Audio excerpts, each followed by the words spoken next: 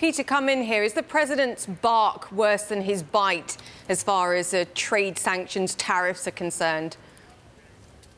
Possibly, but that remains to be seen. I mean, I think the day that the tariffs were announced, I think I was in a client meeting saying, so far the president hasn't done anything that he really promised on the campaign trail, and of course, in terms of what he subsequently did later that day, I would prove to be entirely incorrect. So. At this stage, it's very difficult to know exactly where this is going. It's entirely possible, of course, that this is simply a brilliant move on the part of the president to get other parties around the table to start talking about tariffs in other areas. It could be, for example, that because the EU has generally higher tariffs on non-agricultural products than the United States, this could be a bargaining chip to get the two sides to sit down and talk, rather than actually being something which gets implemented. So, the president certainly likes to keep us guessing with regard to his policy actions. What should the Fed say today? What should Jay Powell say today, if anything, as far as the possible economic implications of the noise that we're seeing, whether it's NAFTA, whether it's China, whether it's the specific tariffs that we're talking about here?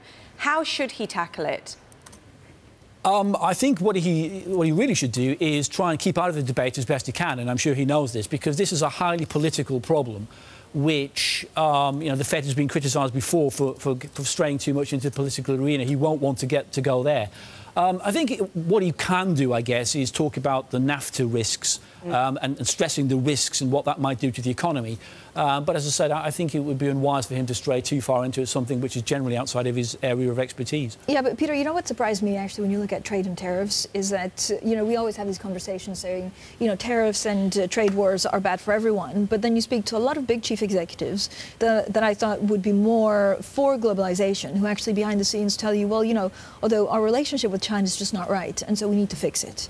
Oh, I mean, I think when you're talking about China specifically, yes, there has definitely been a sea change in attitude. I mean, we've seen a number of articles over the course of the last couple of weeks, I guess, talking about precisely that topic. And I think there's a sense that, today we have a China which is big. It's something like 4 times the size of the UK compared to, equal back in 2002, which has grown rich on the back of, and some would say, appropriating the technology of the West. Right. So I do think that the time is perhaps right to think about how to put in place a global architecture to prevent that kind of, if you like, exploitation from continuing.